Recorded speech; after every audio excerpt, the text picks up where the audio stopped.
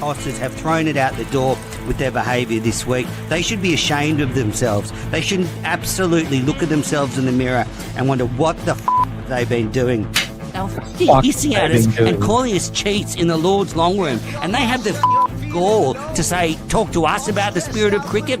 Absolute bullshit. There's a big appeal that's hit him on the pad. He's out.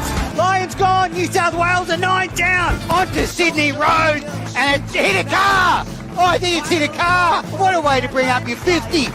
All you want is to leave it all behind. Now there is a simple remedy to stay fit for all eternity. And I said this right up front, the Poms are the worst winners and the worst losers. So now we're getting to see the worst losers. Oh, that was Matt Hayden giving the Poms a whack on his podcast, and never a truer word has been spoken. The Poms are bad losers and bad winners, and boy, am I glad to see them being bad losers at the moment. Welcome back to the Cricket Unfiltered podcast. I am Menners, and we have a lot to get through. The Australian team have announced their squad for the Boxing Day test, so a couple of big inclusions there. I've got a couple of little can't let it goes, but let's start with some of the fallout to the third test. We're just 2 days after Australia retained the Ashes in record-breaking time, just 11 days, equaling the records of 2001 and the 2002-3 series. So great stuff from the Australians. Now, Hayden talking about the English being bad losers. Have a listen to Ben Stokes in the press conference after the game. As captain, do you look back at the last few weeks? If there's anything I would have done differently if I could change that now? Called heads first two and won this one. What absolute BS. What a fucking loser Stokes is. He said it a week or two ago, I don't want to be seen as arrogant. I don't want people to call us arrogant. And then when you asked about what you would have done differently, you talk about the fucking toss. I mean, the fact is you won 2 tosses, and this toss you lost was a good toss to lose in Adelaide because you didn't pick a spin bowler. You would have been in a real pickle as to what to do. In fact, it had nothing to do with the toss. Pat Cummins talked about it. You were just shit on the second day in 40-degree heat. Your batting wasn't good enough. And, you know, what annoys me is, Stokesy, 2 weeks ago, you're moaning to the press, oh, people can call this rubbish, but don't call us arrogant. And then you're in a fucking press conference being an absolute sook, can't even answer a frigging question properly. Absolute bullshit. The most unlikable team, the most unlikable pack of losers that comes here, and his attitude after the test just sums it up. Complete bullshit. What an asshole. So that was the first thing. So Stokesy just an idiot. And I will say Zach Crawley on ABC as well said something about the toss as well, saying, it would have been good to lose the first 2 tosses and win this one in Adelaide. I mean, what's stinking thinking? Like, absolute morons, this English team. Like, there isn't a fucking brain between them in that dressing room. You've got dopey Baz McCullum, dopey Ben Stokes, and dopey people like Duckett and Crawley, who when they're put in front of a microphone say absolute horse shit. I mean, the whole thing's an embarrassment. I was listening to Rob Key on the BBC before I came here, admitting that they got wrong, that the English team has performed at 20% of their capacity. The preparation wasn't good enough. I mean, this is all shit you should have thought of beforehand. You came here expecting to push us, and you've done fuck all. Now, listen to Zach Crawley on the ABC, and this is a clanger. It's a chance to win those 2 tests, and if they get it back to 3-2, and then suddenly it's a pretty good series, and we were this close. Maybe you could argue in Perth and in Brisbane.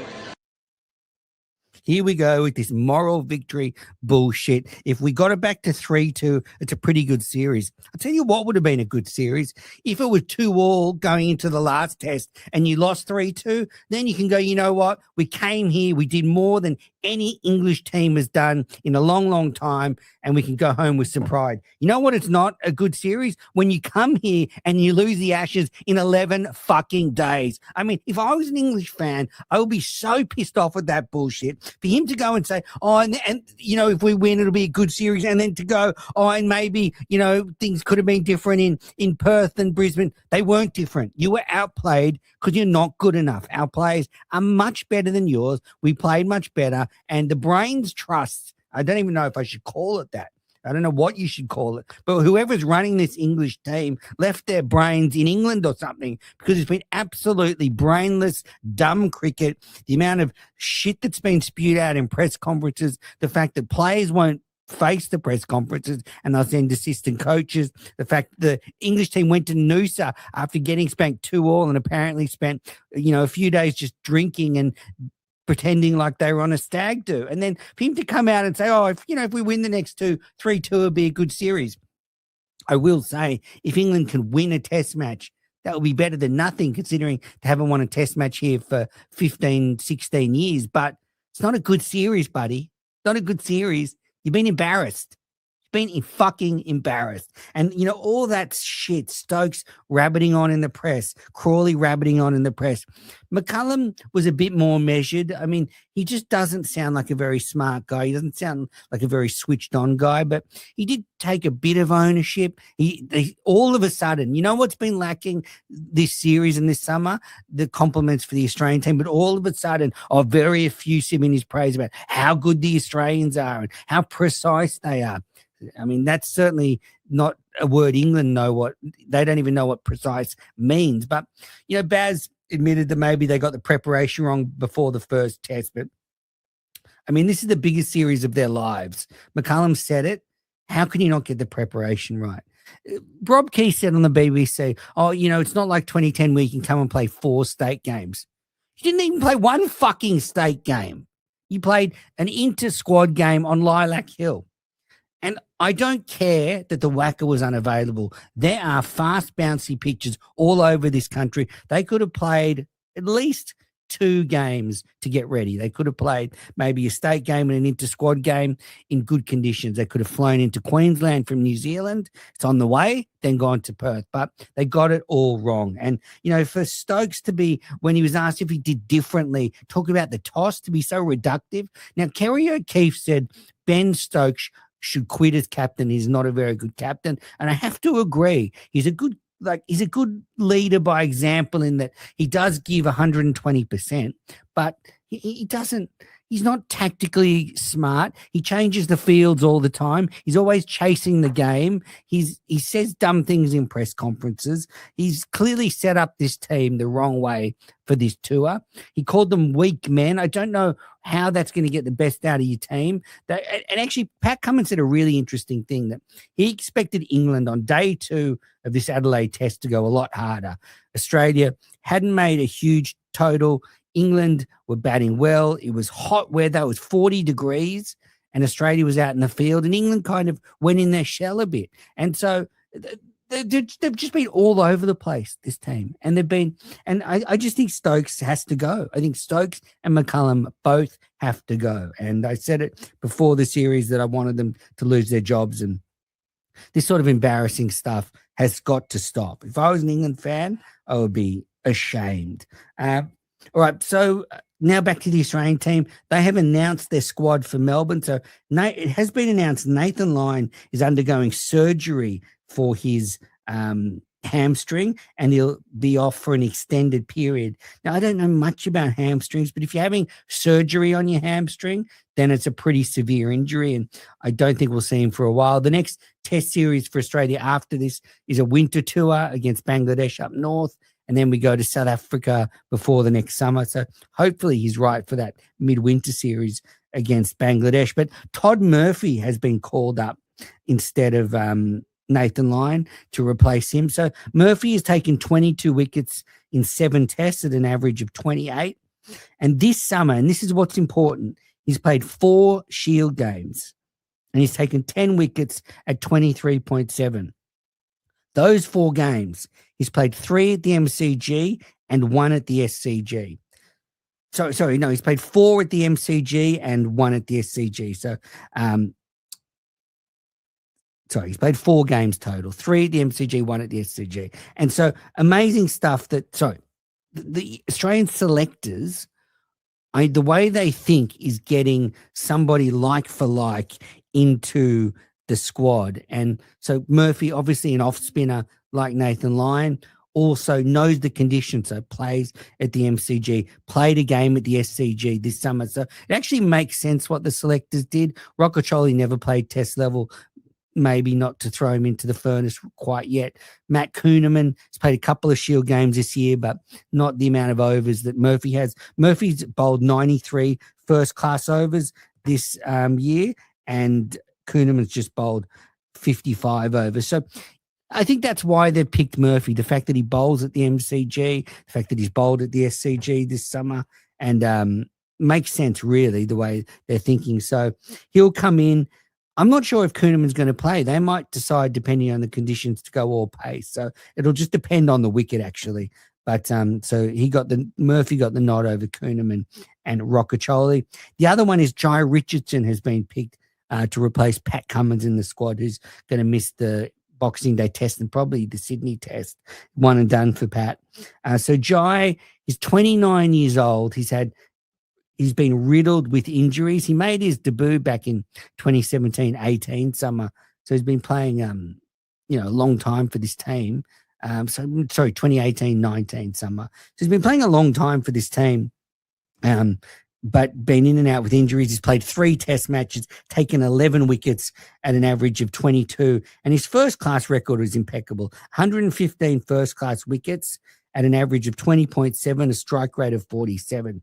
He's a genuine world-class bowler, Joe Richardson. So, and it is kind of now or never for him. 29 years old.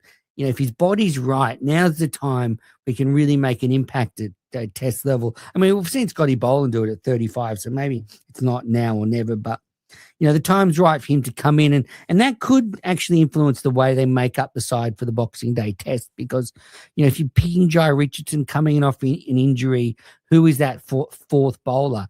Is it another Quick? Is it Todd Murphy? So, a lot to think about for Australia with the team for the Melbourne test. Just on a couple of things out of the Australian side from the end of the test match.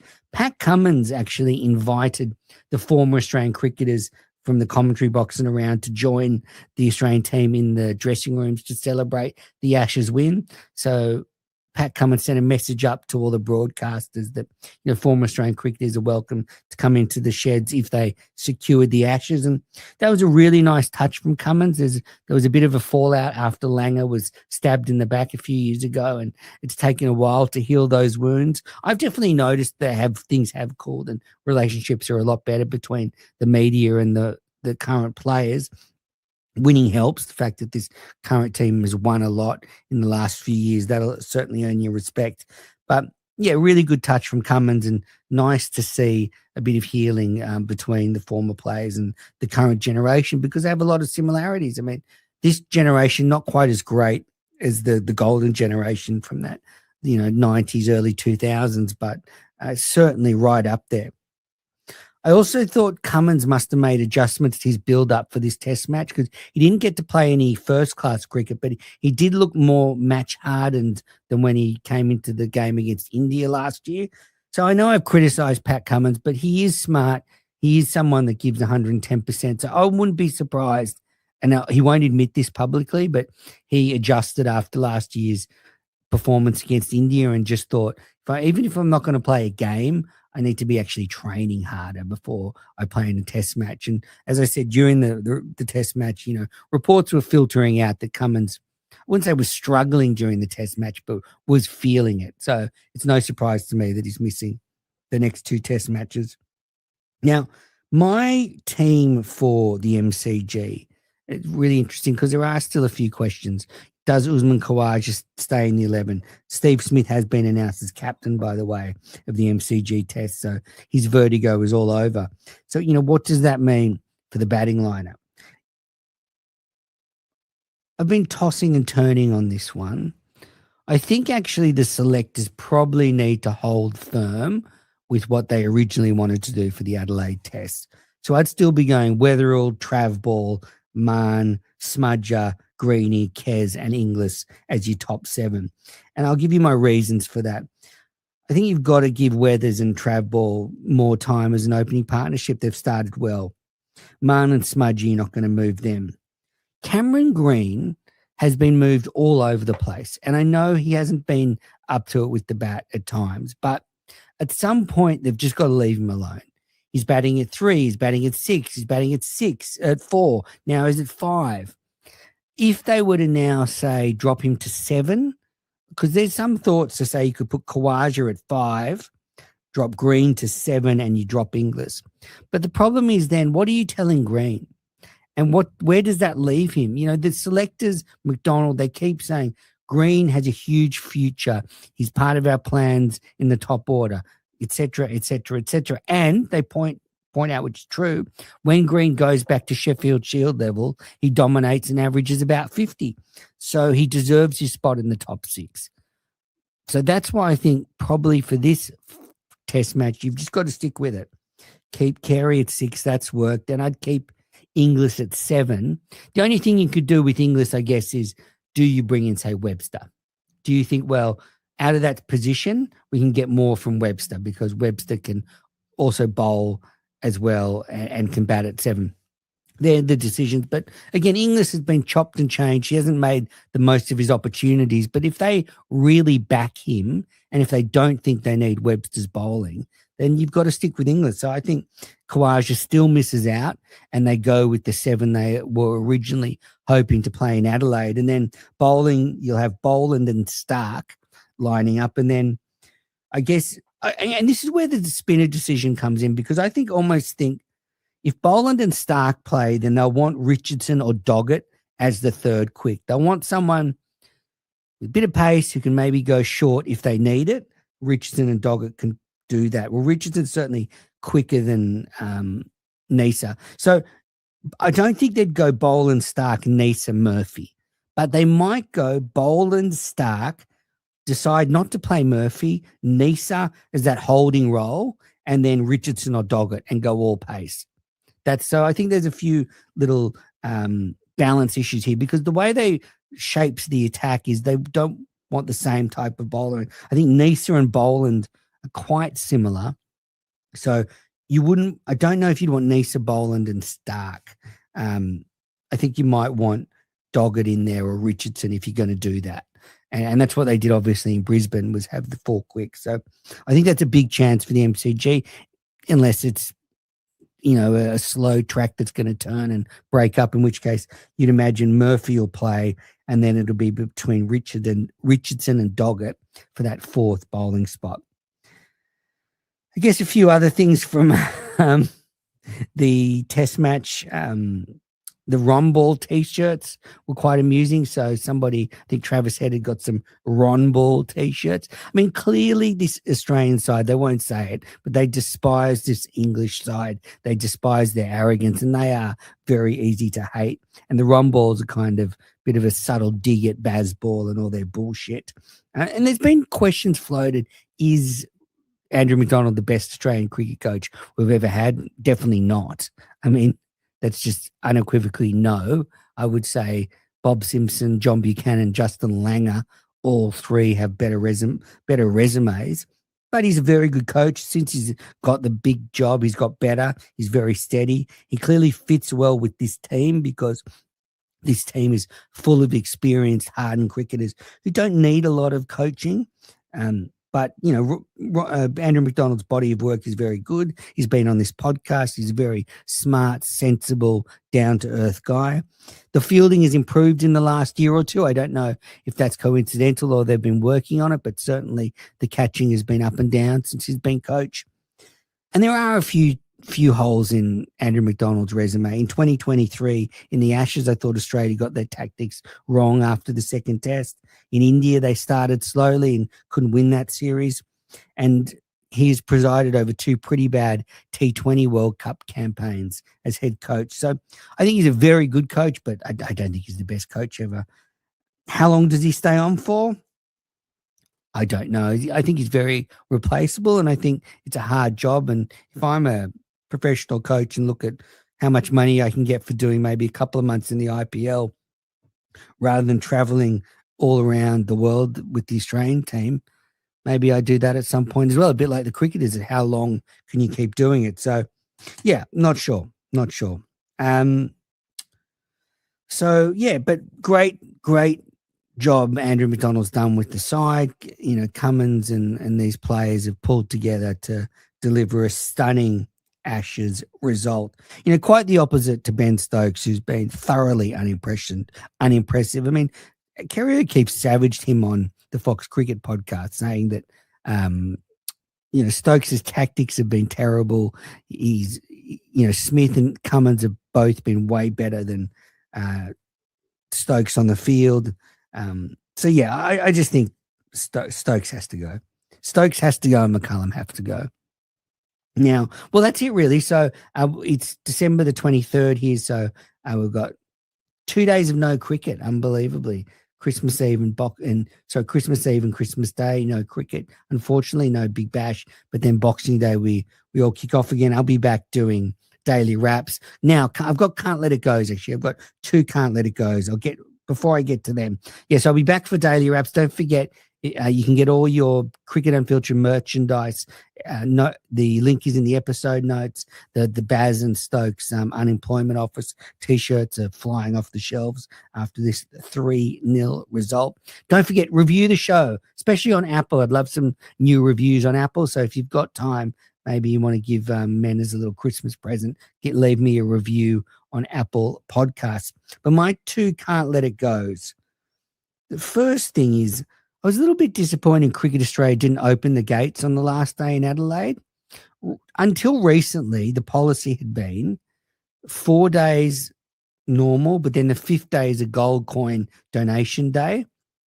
But Todd Greenberg, clearly looking to make a few extra dollars for Cricket Australia after Perth finished in 2 days, charged $30 a ticket, I think, to get in on that last day in Adelaide. Still a great bargain, and you ended up getting a lot of cricket for that. But, you know, it could have been over in 25 minutes. So I think it was folly of Cricket Australia not to offer gold coin donations.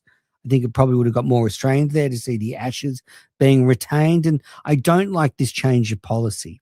I liked the policy before that the 5th day was a gold coin donation day. Or even if you just want to recoup like some costs, make it $5. But very, very strange. I just thought it was an interesting change of policy, and maybe it shows how fiscally motivated Cricket Australia is now that they've looked into the books and know they need to get a bit of money in the bank.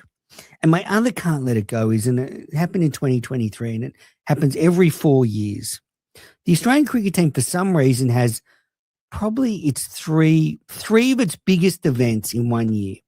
So every 4 years, in 2027, we will have a tour of India early in the year. Then we will have an Ashes tour. Then we will have a 50-over World Cup. And it happened in 2023 as well. India tour, which we lost 2-1. World Test Championship final, actually, as well. Then the Ashes. Then the 50-over World Cup. So I think it's too much. I really think it's too much in 1 year for professional cricketers to be asked to play that sort of intense cricket. I mean, next winter we've got Bangladesh and South Africa. Surely we need to start adjusting the years so we can have one of those tours in an off year.